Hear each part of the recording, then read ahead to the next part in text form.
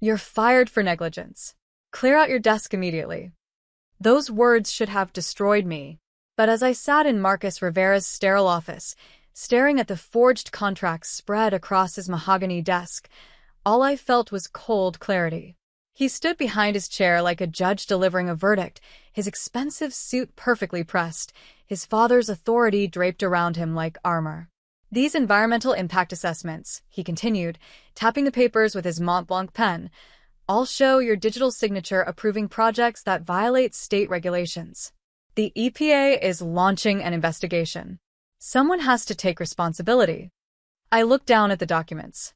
My name, my credentials, my electronic signature, all there in black and white. Approving waste disposal permits for industrial sites I'd never even visited. Signing off on soil contamination reports I'd never written. Authorizing chemical discharge levels that would poison groundwater for decades. The only problem? I hadn't signed any of them. "I didn't approve these," I said quietly. Marcus rolled his eyes. "Olivia, the timestamps don't lie. Your login credentials, your digital signature. The evidence is overwhelming." I nodded once, stood up, and walked toward the door. No screaming, no denying, no begging. Just silence. Because I knew something Marcus didn't know yet. I had evidence of everything. Today was supposed to be different. I'd been an environmental compliance coordinator at Rivera Environmental Solutions for 3 years, working my way up from junior analyst to senior project lead. I specialized in industrial waste management and environmental impact assessments, the unglamorous but critical work of making sure companies didn't poison communities for profit. When I started, Diego Rivera, the founder and Marcus's father, ran a tight, ethical operation. We were known for thorough assessments, honest reporting, and refusing to cut corners even when clients pressured us. I respected that. I believed in that. Then Diego had a heart attack last year, and Marcus took over daily operations. Within 6 months, everything changed. Deadlines got shorter, standards got looser, and questions about thoroughness were dismissed as overanalysis. I started keeping detailed records of every conversation, every email, every concern I raised that got ignored. Now, walking past the shocked receptionist toward the elevator, I realized those records were about to become the most important documents of my career. My phone buzzed as I reached my car. A text from my partner Alex. "How's your day going, babe?" I sat in the parking lot and called them. "Olivia? You sound weird. What's wrong?" "I just got fired," I said calmly, "for approving illegal environmental permits I never actually approved." Silence. "Wait, what? Someone forged your signature?" "That's exactly what happened." Another pause. Are you okay?" I took a deep breath. "I'm better than okay. I'm ready." Alex was waiting for me when I got home. Laptop open on our kitchen table, their dark hair pulled back in the messy bun they wore when they were focused. As a cybersecurity analyst, Alex understood digital forensics better than most lawyers. "Show me everything," they said without preamble. I opened my personal laptop and pulled up the folder I'd been maintaining for months. Screenshots, email chains, timestamps, meeting notes. Everything I'd documented when I started noticing irregularities in project approvals. "Look at this," I said, pointing to a spreadsheet. "Every project Marcus fast-tracked in the last 6 months. Notice anything?" Alex scanned the data. "The approval dates, they're all backdated." "Exactly. And look at the approval times." Their eyes widened. 3:47 a.m., 2:33 a.m., 4:15 a.m. "Olivia, these timestamps show you approving major environmental assessments in the middle of the night." I nodded grimly. "I'm asleep by 10 p.m. every night. You know that." Alex pulled up another screen, fingers flying across the keyboard. "Olivia, do you still have remote access to your work email?" They said they'd revoke it, but I tried logging in. It worked. Apparently Marcus isn't as thorough as he thinks. "Perfect. I need you to forward me every email from the last year. All of them." While the emails transferred, I pulled out 3 manila folders I'd kept hidden in our home office. "What are those?" Alex asked. "Insurance," I said. Every time Marcus overruled one of my safety recommendations, I documented it. Every time he told me to streamline an assessment, I kept the original thorough version. Every time he said a client was too important to delay with proper testing, I recorded the conversation. I opened the first folder. The Westbrook Industrial Complex. Marcus told me to approve their waste discharge permit without testing the groundwater. I refused. He said he'd handle it himself. Alex looked at the documents. But this shows your signature approving it. Forged, I said simply. I have the original denial letter I wrote, plus a recording of Marcus telling me to ignore the contamination readings. The second folder was thicker. Morrison Chemical Plant. They wanted to increase their toxic waste output by 40%. I calculated it would exceed safe levels within 2 years. Marcus said I was being overly cautious and to approve it anyway. And you didn't? Hell no. I wrote a detailed report explaining why it was dangerous. But look. I pulled out a printed email. This shows my signature on an approval dated 2 days later.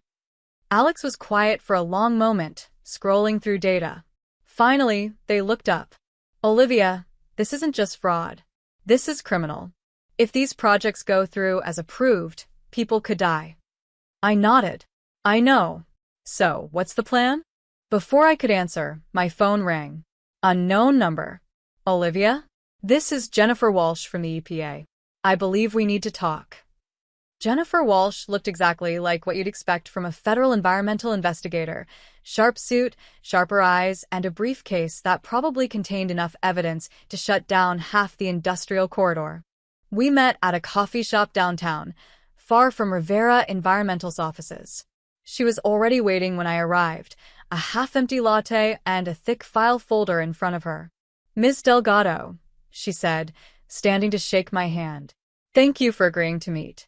I sat across from her, noting how she positioned herself with a clear view of the entrance. You said this was about Rivera Environmental? She nodded. We've been investigating several projects your company has been involved with. Projects that show concerning patterns in environmental compliance. I kept my expression neutral. What kind of patterns? Approvals that seem rushed. Safety assessments that don't match field conditions. Permits granted for facilities that by all rights should have been denied. She leaned forward, all bearing your digital signature. Here it was. The moment of truth. Ms. Walsh, I said carefully, I think there are some things you need to know. I spent the next hour walking her through everything. The forged signatures, the backdated approvals, the recordings I'd made of Marcus overruling safety protocols. Jennifer took notes, but didn't interrupt, just nodded occasionally and asked for clarification. When I finished, she was quiet for a long moment. Ms. Delgado, what you're describing is federal environmental fraud. If proven, it carries serious criminal penalties. I understand.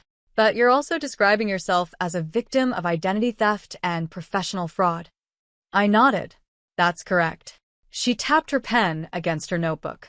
I'm going to need copies of everything you've shown me, and I'm going to need you to testify. I'm ready. Good. She closed her folder. Because as of this morning, the EPA has opened a formal investigation into Rivera Environmental Solutions. And Olivia, you're not the target.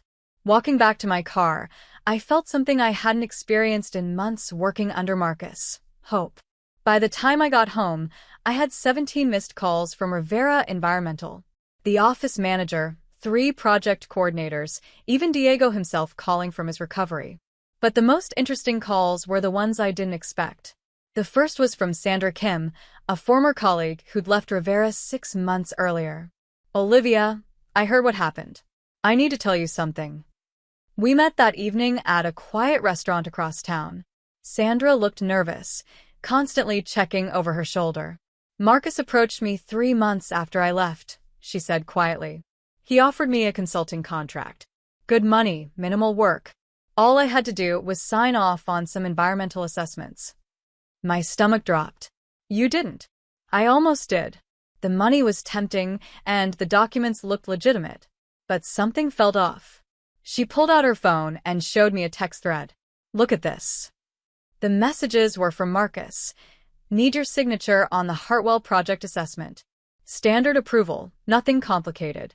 $5,000 for an hour of your time. What did you do? I asked to see the full environmental report first. He said it wasn't necessary, that I could trust the process. Sandra shook her head. That's when I knew something was wrong. I declined. She leaned forward. Olivia, I think he's been using multiple people's credentials. Former employees, contractors, anyone with valid environmental certification. The second unexpected call came 2 days later. This one was from Marcus himself.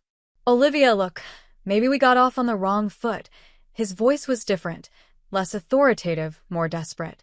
I've been reviewing your personnel file, and you were always one of our most thorough analysts. Maybe there was a misunderstanding. A misunderstanding. Like accidentally framing someone for federal environmental crimes was a scheduling mix-up. What do you want, Marcus? I want to offer you your job back. Full reinstatement, even a raise. We can call this whole thing a miscommunication.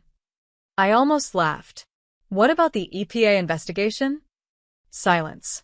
Then, what EPA investigation? The one Jennifer Walsh is leading. The one about forged environmental approvals. I could practically hear him sweating through the phone. Olivia, I think you may have misunderstood something. There's no investigation. Maybe you spoke to someone claiming to be from the EPA? There are a lot of scammers out there. It was pathetic, really. Even in crisis, Marcus couldn't stop lying. I'll think about it, I said and hung up. Alex looked up from their laptop. Let me guess. Job offer. With a side of gaslighting. Well, you'll be interested in this. They turned their screen toward me. I've been analyzing the digital signatures on those forged documents. Want to know what I found? I leaned in. The metadata shows they were all created from the same IP address. An address that traces back to Marcus's home office. Over the next week, the evidence kept piling up. Not just from my records, but from sources I never expected. Dr. Rebecca Torres, a hydrologist who'd worked on the Westbrook project, called Tuesday morning. Olivia, I heard through professional channels that there might be questions about the Westbrook assessment. I wanted you to know. The groundwater data I submitted showed dangerous contamination levels. But the final report showed acceptable levels. That's impossible. I personally tested 5 different sample sites. The contamination was severe enough that I recommended immediate remediation and a 5-year monitoring program. She emailed me her original test results. They showed contamination levels 3 times higher than what appeared in the approved assessment bearing my forged signature. Wednesday brought another revelation. Tom Brennan, a soil engineer, reached out about the Morrison chemical project. Olivia, I've been losing sleep over this. The soil stability tests I ran showed the ground couldn't support the increased waste processing Marcus wanted to approve. I specifically noted the risk of structural failure and groundwater seepage. What did Marcus say when you gave him your report? He said he'd incorporate my concerns into the final assessment. But then I saw the approved version. Tom's voice trailed off. It was like my report never existed. By Thursday, I had original test results, expert opinions, and environmental data from 6 different projects, all showing that Marcus had systematically ignored or altered safety data to push through approvals that should never have been granted. Alex spent Thursday night creating a comprehensive digital forensics report. They traced the pattern of forged signatures, documented the IP addresses, and even found evidence that Marcus had used remote desktop software to access other employees' computers after hours. Olivia, this isn't just environmental fraud, Alex said, showing me their analysis. This is identity theft, computer fraud, and potentially conspiracy. If those projects go through and people get sick. They won't, I said firmly, because we're going to stop them. Friday morning brought the call I'd been waiting for. Jennifer Walsh. Olivia, we've completed our preliminary investigation. We're ready to move forward with formal charges against Marcus Rivera and potentially Rivera Environmental Solutions as a whole. What do you need from me? Everything you've got. And I mean everything. I didn't plan what happened next. Sometimes justice finds you when you're just trying to get your personal belongings back. I returned to the Rivera environmental offices that Friday afternoon to collect some personal items I'd left in my desk: a coffee mug, some photos, a small succulent plant Alex had given me. I figured the office would be quiet, most people heading home early for the weekend. I was wrong. As I approached my old desk, I heard raised voices from Marcus's office. The door was partially open, and I could see Diego Rivera sitting across from his son, looking older and frielier than when I'd last seen him. "Told you to be careful," Diego was saying, his voice strained. "This company took me 30 years to build." "Dad, relax. It's under control," Marcus replied, but I could hear the tension in his voice. Olivia was getting too close to things that weren't her business. I had to act. "By framing her for your mistakes?" I froze, my hand halfway to my desk drawer. "It wasn't framing," Marcus said. "It was strategic blame assignment. She was questioning everything, slowing down approvals, costing us clients. Someone had to take responsibility for the EPA complaints." "EPA complaints?" Diego's voice rose. "What EPA complaints?" "Nothing serious. Just some environmental groups making noise about the Westbrook and Morrison projects. Standard activist bullshit." There was a long pause. When Diego spoke again, his voice was quiet and deadly serious. "Show me the files." "Dad, you should be resting," Doctor said. "Show me the goddamn files, Marcus." I heard papers rustling, file cabinets opening and closing. Then Diego's voice, barely audible. "Jesus Christ. Marcus, what have you done?" "I saved us money. I streamlined the process. I made hard decisions you were too soft to make. You approved a chemical discharge that exceeds federal limits by 300%. The client was going to take their business elsewhere. So you let them poison a watershed?" I realized I was holding my breath. Slowly, carefully, I pulled out my phone and started recording. "Dad, you don't understand the pressure I'm under. Every day, clients are asking why our approvals take so long, why our standards are so high, why we can't be more flexible. Because that's what integrity means." Diego's voice cracked. "Because that's what environmental protection means. Integrity doesn't pay the bills." The silence that followed was deafening. Then I heard Diego's chair scrape against the floor. "You're fired." "What?" "You heard me. You're fired. Effective immediately." Marcus laughed, but it sounded forced. "Dad, you can't fire me. I own 49% of this company. The board won't dash. The board will do whatever I tell them when they see what you've done. When they realize you've put us at risk for criminal charges." "Criminal charges?" Marcus's voice went up an octave. "It's just environmental paperwork. It's federal fraud, you idiot. And now Olivia Delgado is gone. The EPA is asking questions, and we have no one left who actually knows how to fix this mess."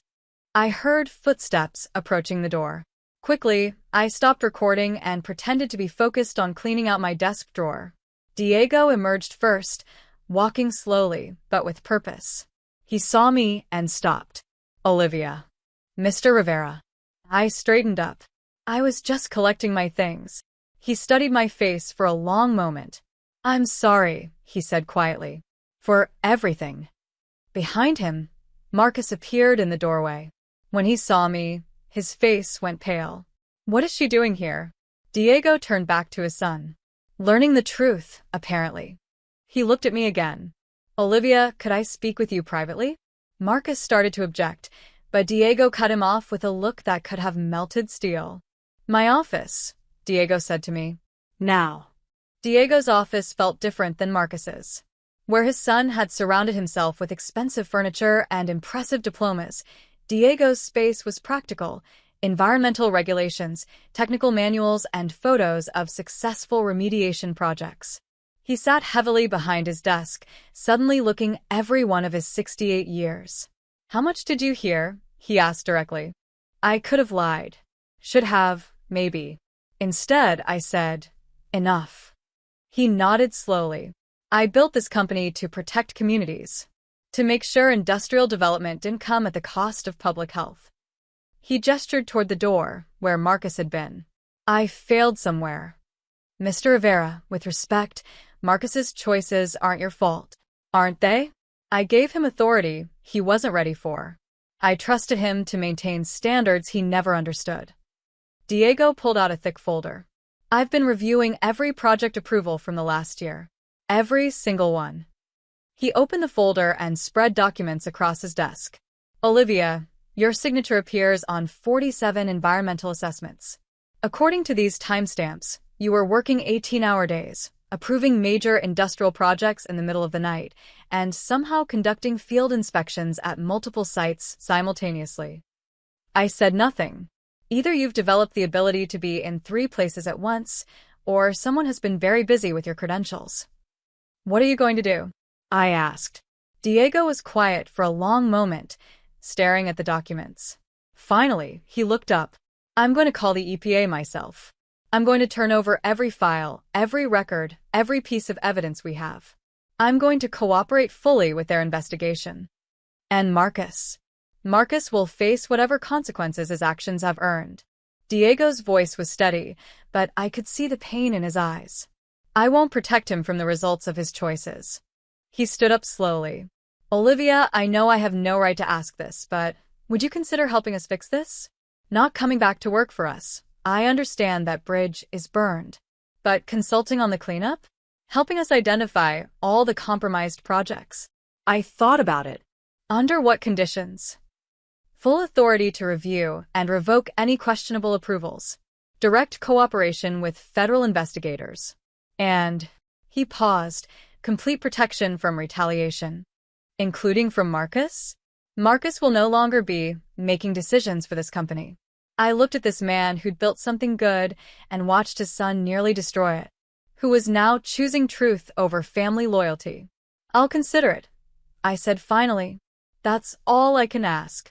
As I gathered my personal items and headed toward the door, Diego called my name.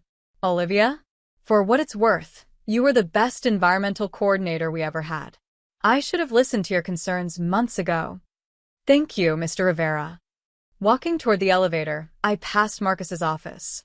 The door was closed now, but I could hear him on the phone, his voice high and desperate. Need to discuss our options, federal investigation, might need representation. The elevator doors opened. As they closed behind me, I realized I wasn't the same person who'd been fired a week ago. That person had been scared, uncertain, looking for validation from others. This person had evidence, allies, and most importantly, the truth. Alex was waiting for me in the parking lot, engine running. How did it go? They asked as I got in the car. Diego knows everything. He's cooperating with the EPA. And Marcus? I pulled out my phone and played the recording I'd made outside his office.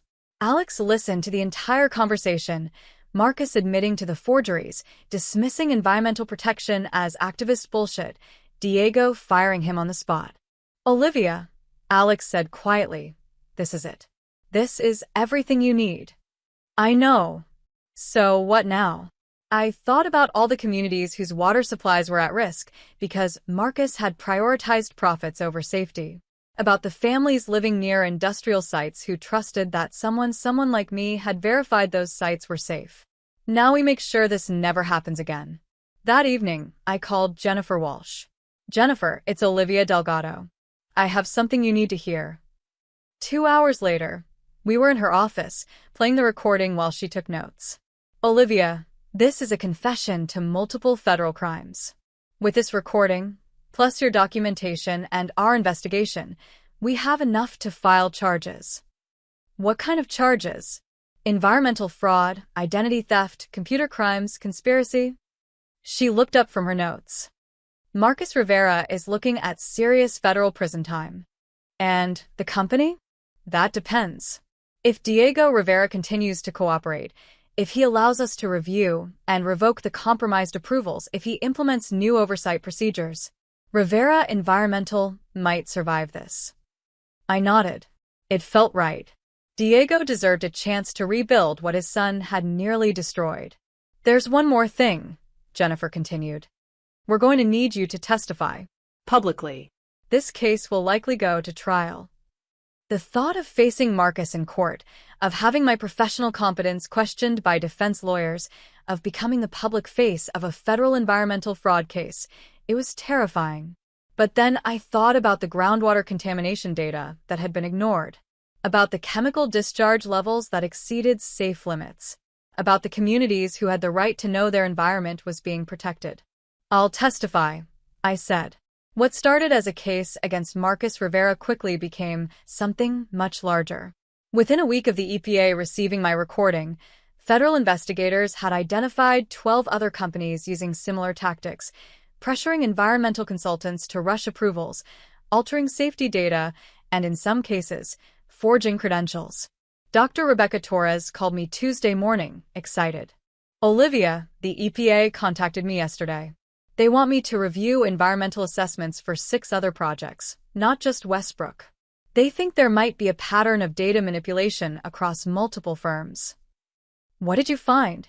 "The same thing.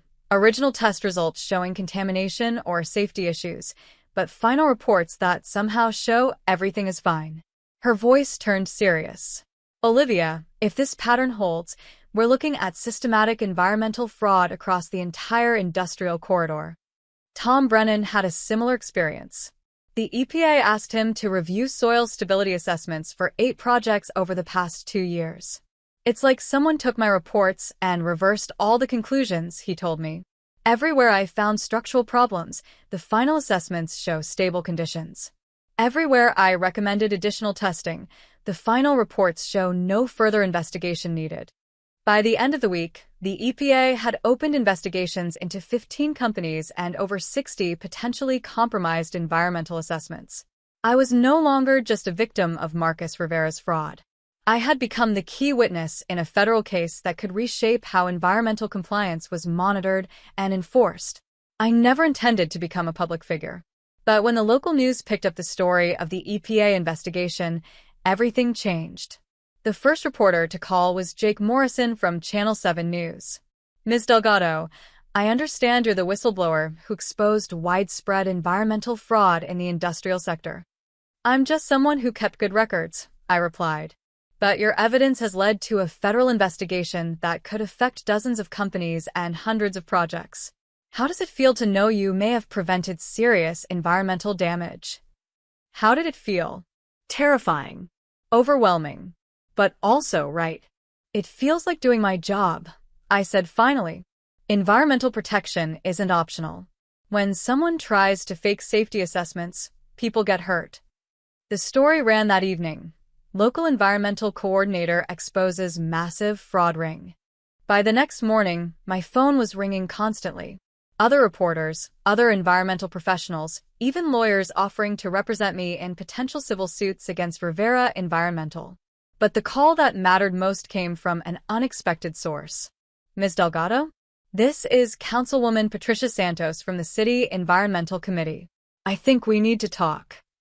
Councilwoman Santos was a tall woman in her 50s with silver hair and the kind of direct gaze that made you want to tell the truth even when it was inconvenient.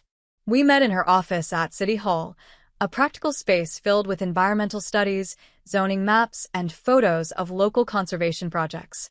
"Ms. Delgado, thank you for coming. I've been following the EPA investigation, and I think there are some things you should know." She pulled out a thick folder. "For the past year, our office has been receiving complaints from residents in industrial areas. People reporting strange smells, discolored water, unusual numbers of respiratory problems." She opened the folder, revealing maps marked with red dots. Each represents a complaint. "Notice anything?" I studied the map. The red dots clustered around 3 areas: Westbrook Industrial Complex, Morrison Chemical Plant, and Hartwell Manufacturing, all projects that showed my forged signature on their environmental approvals. "We couldn't investigate properly because all these facilities had current environmental compliance certificates," she continued. "Certificates bearing your approval." My stomach tightened. "Councilwoman, I never dash." "I know." The EPA briefed me on the investigation. She leaned forward. "Olivia, can I call you Olivia? What Marcus Rivera did wasn't just fraud. It was a betrayal of public trust that put real families at risk." She pulled out another set of documents. These are health department reports from the past 6 months. Emergency room visits for respiratory problems have increased 23% in areas around Rivera-approved industrial sites. The reality hit me like a physical blow. This wasn't just about forged signatures or professional reputation.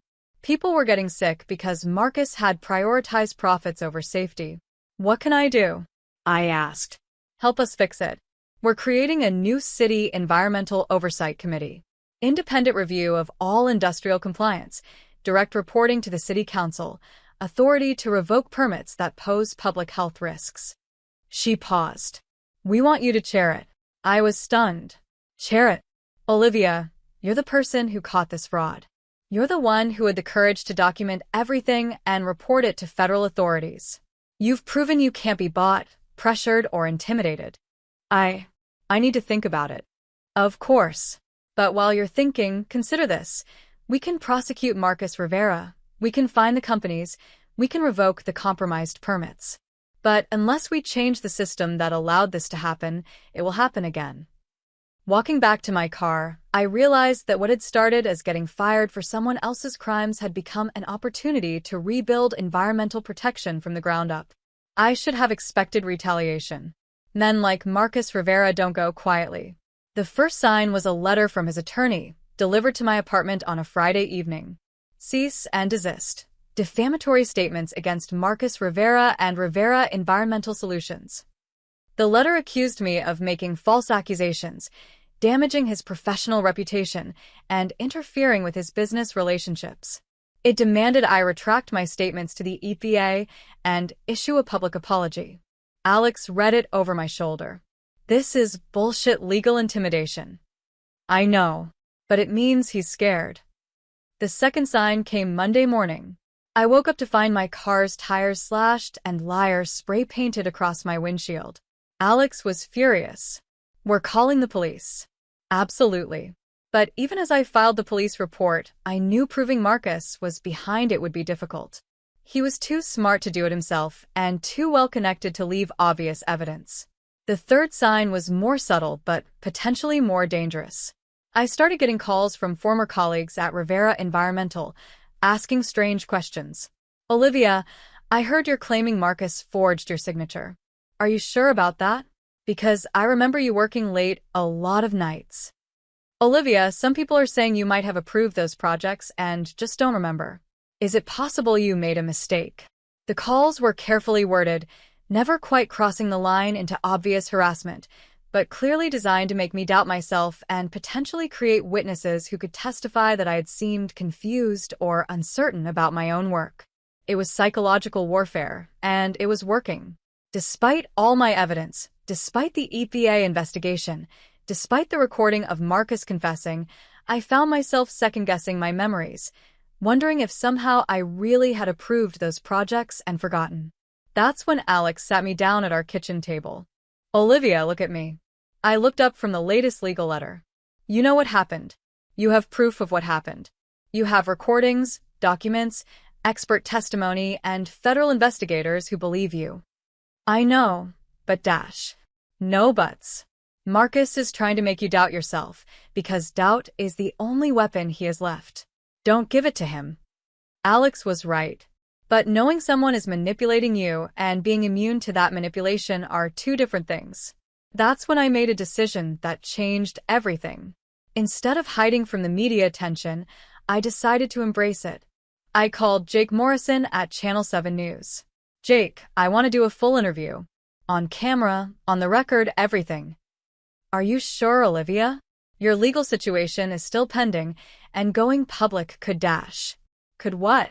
Make me more of a target than I already am.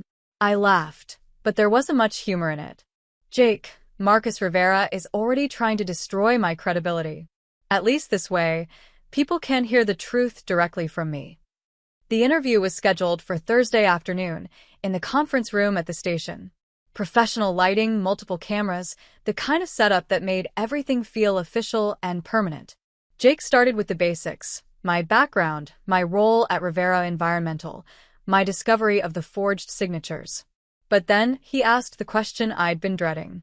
Olivia, Marcus Rivera's attorney has suggested that you may have actually approved these environmental assessments and simply forgotten or made an error.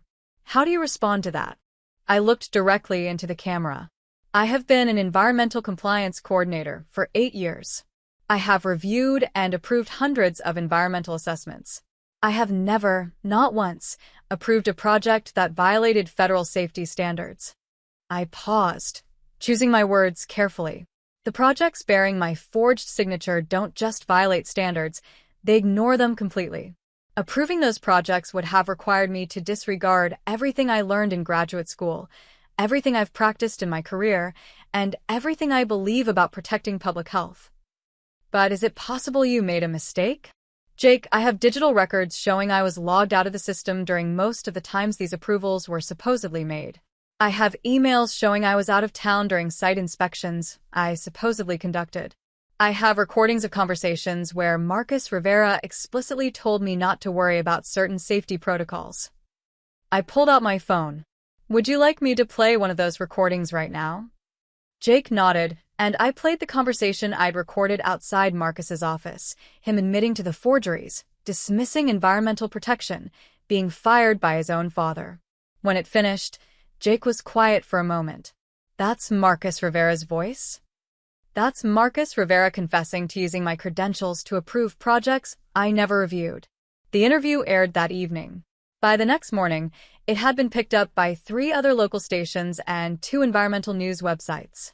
But more importantly, it had been seen by people who mattered. Dr. Patricia Hendricks called me Friday morning. I didn't recognize the name, but her credentials were impressive. Former EPA regional administrator, current professor of environmental law at the State University, author of 2 books on environmental compliance. Ms. Delgado, I saw your interview last night. I think we need to talk. We met that afternoon at a coffee shop near the university. Dr. Hendricks was a woman in her early 60s with gray hair and the kind of quiet authority that comes from decades of fighting important battles. Olivia, I've been following the Rivera environmental case, and I think you should know, this isn't an isolated incident. She pulled out a tablet and showed me a document. This is a report I've been preparing for the National Environmental Protection Association. Over the past 5 years, we've documented a 340% increase in environmental compliance violations that were initially approved by certified consultants. I scanned the report. The numbers were staggering. Either environmental consultants have suddenly become dramatically less competent, she continued, or there's been a systematic effort to compromise the approval process. You think there are other Marcus Riveras out there? I think Marcus Rivera was part of a larger pattern. Pressure from developers, threats to consultants' livelihoods, financial incentives to rush approvals. She looked up from her tablet. Olivia, what happened to you has been happening to environmental professionals across the country. She leaned forward. I want to help you build something that prevents this from happening again. Not just in your city, but nationally. What do you have in mind? A new certification program, independent oversight, whistleblower protections, legal support for consultants who refuse to compromise safety standards. She smiled. Basically, I want to help you turn your experience into a system that protects other environmental professionals from facing what you've faced. It was an ambitious vision. But sitting there, listening to Dr. Hendricks describe a future where environmental consultants could do their jobs without fear of retaliation, I realized this was bigger than just my case against Marcus Rivera. This was about changing the entire industry. I'm interested, I said. What would you need from me? Your story, your evidence, your willingness to testify not just in the Rivera case, but in congressional hearings about environmental compliance reform. Congressional hearings. 6 months ago, I was quietly doing environmental assessments in a mid-sized consulting firm. Now I was being asked to testify before Congress about systematic fraud in environmental protection. Dr. Hendricks, I'm not a policy expert. I'm just someone who kept good records. She smiled. Olivia, sometimes the people who keep good records are exactly the ones we need to make policy. Before I could think too much about congressional testimony, I had a more immediate challenge: testifying against Marcus Rivera in federal court. The trial began on a Tuesday morning in October. The federal courthouse was intimidating: marble columns, security checkpoints, lawyers in expensive suits carrying boxes of evidence. Jennifer Walsh met me outside the courthouse at 8 a.m. "Ready for this?" she asked. I wasn't sure anyone could be ready for this, but I nodded anyway. The prosecution team had done their work thoroughly. Over 3 days, they presented evidence of systematic fraud, forged signatures, altered environmental data, falsified site inspections, and the systematic endangering of public health for corporate profit. Marcus's defense team tried to paint me as a disgruntled employee who had made mistakes and was now trying to blame someone else. They suggested I might have approved the projects during periods of stress and simply forgotten. But they couldn't explain away the digital forensics Alex had provided. They couldn't explain the recordings. They couldn't explain why Marcus had tried to bribe former employees to sign false statements. When I took the stand on Thursday morning, I was nervous but prepared. "Ms. Delgado," the prosecutor began, "please tell the court about your educational background and professional experience." I walked them through my credentials: master's degree in environmental science, 8 years of experience, dozens of successful projects, a clean professional record. "And in your professional opinion, would you ever approve a project that exceeded federal contamination limits by 300%? "Never. Not under any circumstances." "Why not?" I turned to look at the jury. "Because contamination at those levels doesn't just violate federal law. It kills people. It poisons drinking water, contaminates soil, and causes cancer, respiratory disease, and birth defects." The defense attorney tried to rattle me during cross-examination. "Ms. Delgado, isn't it true that you were fired for poor performance?" No. "I was fired after I discovered that my credentials were being used fraudulently." "But you were fired, weren't you?" Yes. "By Marcus Rivera. The same Marcus Rivera who had been forging my signature for months. Isn't it possible that you approved these projects and simply don't remember?" I pulled out my phone. "Would you like me to play the recording where Mr. Rivera admits to forging my approvals?" The defense attorney quickly moved on. But the most powerful moment came when the prosecution played the full recording I'd made outside Marcus's office. The jury listened to Marcus admitting to the forgeries, dismissing environmental protection as activist bullshit, and being fired by his own father for putting the company at criminal risk. When the recording ended, the courtroom was silent. Marcus, sitting at the defendant's table, had gone pale. His expensive legal team was shuffling papers, probably trying to figure out how to minimize the damage. But for me, hearing that recording played in federal court, with a jury of 12 citizens listening to proof of his crimes, I felt something I hadn't experienced since this whole ordeal began. Vindication. The jury deliberated for less than 4 hours. Guilty on all counts: environmental fraud, identity theft, computer crimes, conspiracy, and endangering public safety. Marcus Rivera was sentenced to 4 years in federal prison, 5 years of supervised probation, and ordered to pay $2.3 million in restitution to affected communities. Rivera Environmental Solutions was fined $8 million and placed under federal oversight for environmental compliance. But the victory felt incomplete. For years seemed like a light sentence for someone who had systematically endangered public health for profit. And Marcus would eventually get out of prison, potentially free to start over somewhere else. That's when I realized the real work was just beginning. 6 months after the trial, I was sitting in a congressional hearing room in Washington, D.C., preparing to testify before the House Subcommittee on Environment and Climate Change. The room was smaller than I'd expected, but the weight of the moment was enormous. My testimony would be part of hearings on the Environmental Compliance Reform Act, legislation designed to prevent the kind of fraud Marcus had perpetrated. "Ms. Delgado," the committee chairwoman began, "thank you for being here today. In your expert opinion, what changes are needed to prevent environmental compliance fraud?" I had prepared for this moment for weeks, working with Dr. Hendricks and a team of policy experts to craft recommendations that could actually be implemented. "Congresswoman, I believe we need 3 fundamental changes," I began. "First, independent oversight. Environmental consultants should not be directly employed by the companies they're supposed to be monitoring. There's an inherent conflict of interest when your paycheck depends on approving your employer's projects. I pulled out my prepared statement. Second, we need stronger whistleblower protections. I was lucky. I had documentation, legal support, and eventually federal protection. Most environmental professionals don't. They stay quiet because they can't afford to lose their jobs. And third, mandatory audit trails. Every environmental assessment should have digital verification, multiple sign-offs, and public access to key safety data. If my approvals had been subject to automatic third-party review, Marcus Rivera's fraud would have been caught immediately. The hearing lasted 3 hours. I answered questions about technical standards, enforcement mechanisms, and implementation costs. But the question that stayed with me came from a congressman from Texas. Ms. Delgado, what would you say to environmental professionals who are currently facing pressure to compromise safety standards? I thought about that question for a long moment. Document everything. Keep records. Trust your professional judgment. And remember that environmental protection isn't just a job, it's a responsibility to every person who drinks the water, breathes the air, and raises children in the communities we're supposed to be protecting.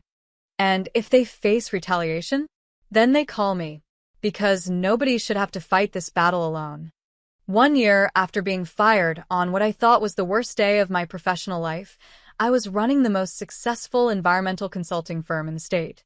Delgado Environmental Solutions had 12 employees, contracts with 6 municipal governments, and a waiting list of industrial clients who wanted legitimate, thorough environmental assessments. We weren't the cheapest option. We weren't the fastest. But we were honest, and after the Rivera environmental scandal that had become a valuable commodity, Alex found me in my office one evening, looking over blueprints for a new municipal water treatment facility. "Remember when you thought your career was over?" they asked, settling into the chair across from my desk. I looked up from the plans. "That feels like a lifetime ago. Do you ever regret it? The way everything happened?" I thought about Marcus Rivera, now 2 years into his federal prison sentence. About Diego Rivera, who had rebuilt his company's reputation through full cooperation with federal oversight. About the communities that were now protected by stronger environmental standards. About the environmental professionals who called me for advice when they faced pressure to compromise safety protocols. About the legislation that had passed Congress with bipartisan support. About the system we'd built that made environmental fraud significantly harder to hide.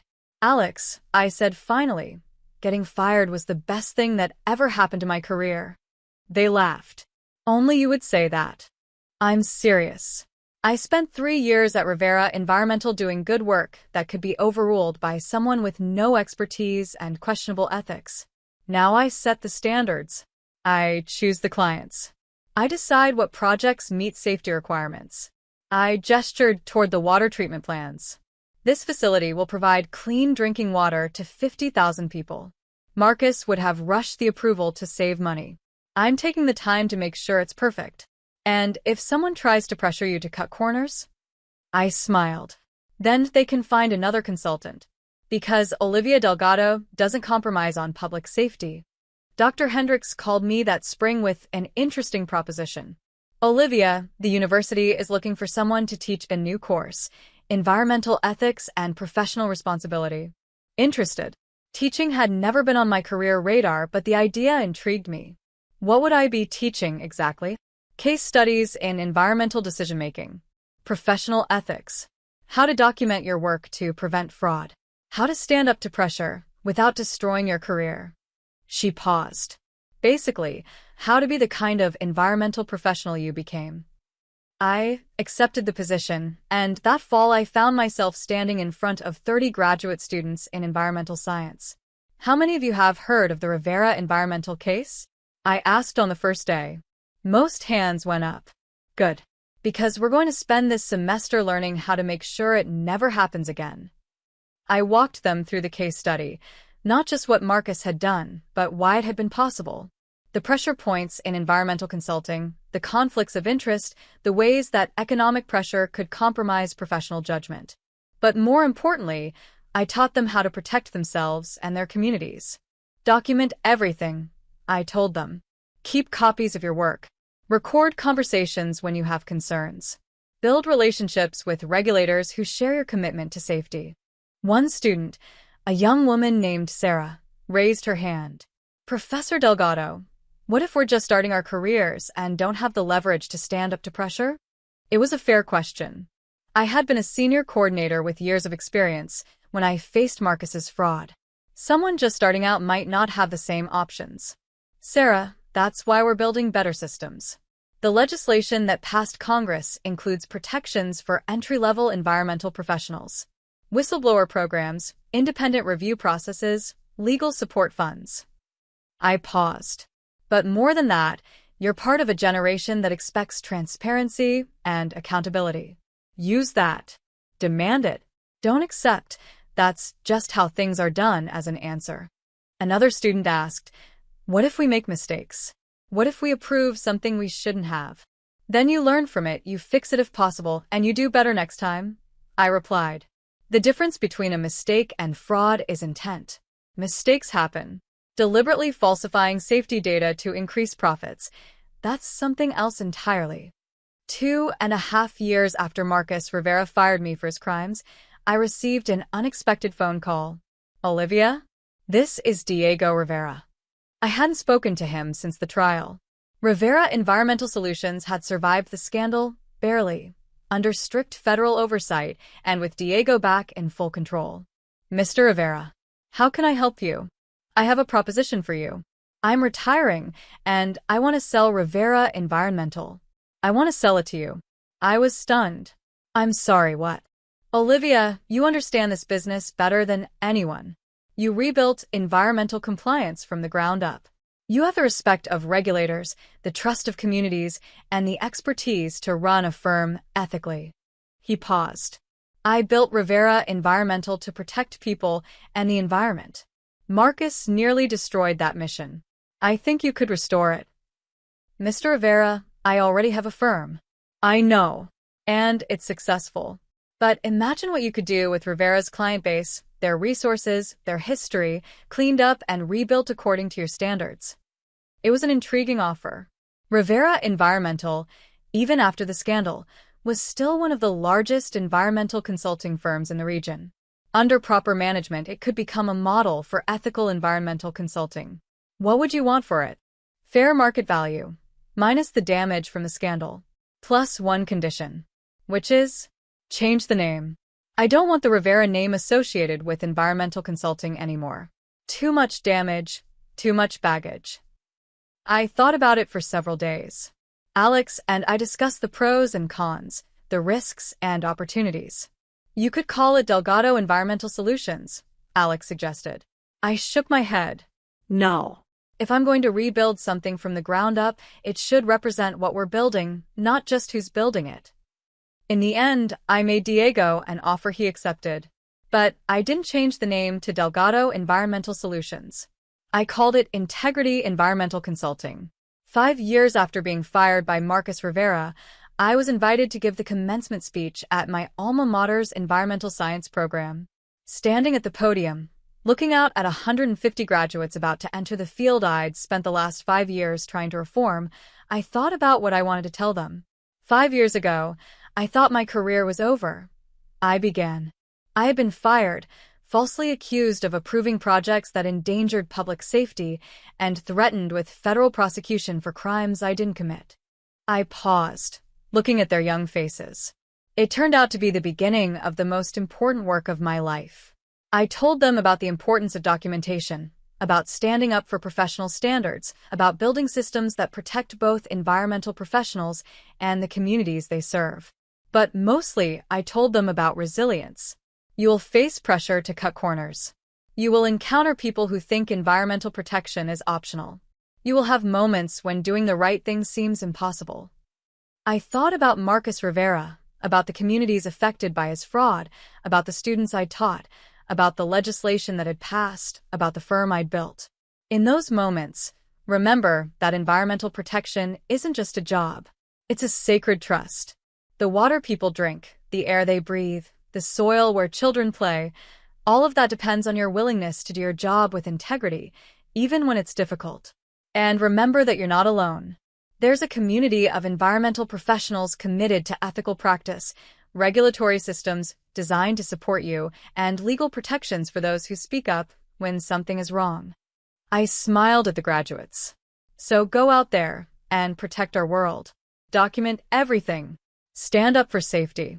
Build something better than what you inherited. And if someone tries to fire you for doing your job with integrity, well, sometimes that's exactly the opportunity you need to build something extraordinary. Today, Integrity Environmental Consulting employs 43 people across 3 offices. We've completed over 800 environmental assessments, all of them meeting or exceeding federal safety standards. We've never had a single compliance violation, and we've helped draft environmental protection policies in 12 states. Marcus Rivera was released from federal prison after serving 3 years. He currently works in his brother-in-law's construction business and is prohibited from working in environmental consulting for the remainder of his probation. Diego Rivera retired to Arizona, where he volunteers with environmental education programs for high school students. The Environmental Compliance Reform Act has been adopted by 38 states and has reduced environmental compliance fraud by an estimated 60% nationwide. Dr. Patricia Hendricks and I co-authored a textbook on environmental ethics that is now used in graduate programs across the country. Alex and I bought a house with solar panels and a garden where we grow vegetables without worrying about soil contamination because we know the environmental assessments in our neighborhood were done properly. And every year on the anniversary of the day Marcus Rivera fired me, Alex and I have a quiet celebration. Not because getting fired was fun, but because it led to everything that came after. Sometimes people ask me if I ever wonder what would have happened if I'd just kept quiet, if I'd let Marcus continue his fraud, if I'd prioritized my job security over everything else. The answer is simple. I don't have to wonder. I can see exactly what would have happened by looking at the communities that were protected, the environmental professionals who were supported, and the systems that were reformed because someone decided to keep records and tell the truth. Getting fired for someone else's crimes wasn't the end of my story. It was the beginning of the story I was meant to write. If you've made it to the end of this story, thank you. You probably understand something a lot of people overlook, that the greatest revenge isn't destruction, it's construction. It's taking what was meant to destroy you and using it to build something stronger, more ethical, and more important than what came before. So here's to being fired for crimes you didn't commit, and to discovering that sometimes the worst thing that happens to you is actually the first step toward the best thing you'll ever do.